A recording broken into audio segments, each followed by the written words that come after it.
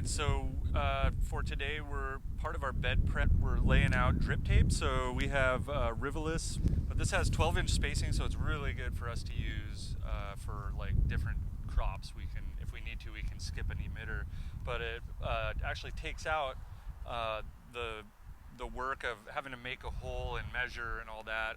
If you get 12-inch, you know, once you get this all hooked up, you can get it all set up, get the water running through it, and then you'll know exactly where you're going to be planting. So I'm laying out our second line here in our lettuce. I capped it off with an end cap. They're about 80 cents each, I think. Not very expensive, and you can use them season after season.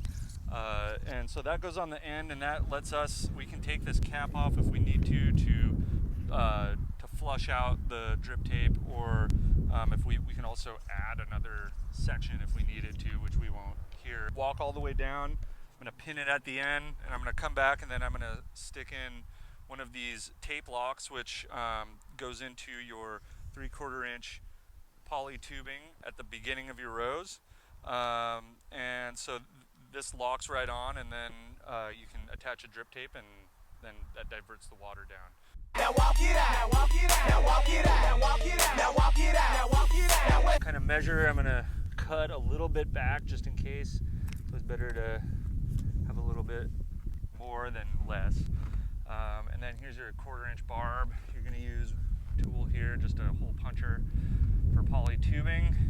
You can get these, you know, at any irrigation supply store, Home Depot, True Value, and anywhere that has drip tape. So I'm going to try to space it about 12 inches so between rows you want 12 inches with the lettuce. So with this type of lettuce, some lettuce is bigger, some is smaller. For us, this is what works. You want to kind of make sure that that goes all the way through. I like to pinch on either side when I do it, just so it really gets. So the barb, and it's self-locking, so once pressure is put into the tubing here, it holds pretty good. And I always want to try to check. So there's an emitter right there. You don't want to have the emitter like right onto here. Try to like keep a little bit of section that doesn't have the emitter on it when you're putting it on the barb. Make sure before you do it that this locking mechanism is all the way back so that you can get it seated in there just right. And I've heard there's a few different ways. You can have the emitters facing up. I think that's kind of normal. Up or down doesn't really matter. I think down you might be more prone to getting dirt in there, and then you'll have to flush your drip tape, which is a pain in the butt sometimes. We usually go up, so the water comes out and then kind of travels along here. So for you folks at home that are you have your own garden, you might not obviously be using a giant roll of this.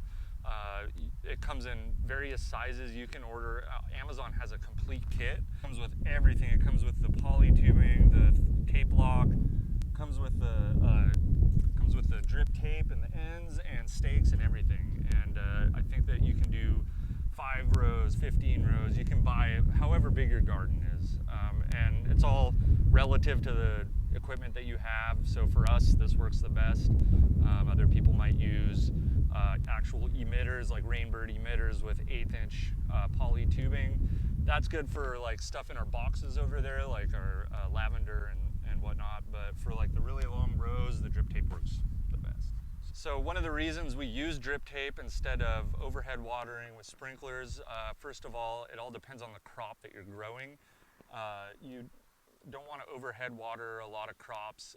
The water can pool up on leaves and then magnify the sun, and then it'll burn the leaves. But you know, there's some benefits to overhead watering. For us, this not only does it conserve water, which is super important to us being an organic run farm, but it also is just really easy to use, and it puts the water directly where you want it to go instead of watering all the weeds. So it definitely cuts back on labor costs and what have you.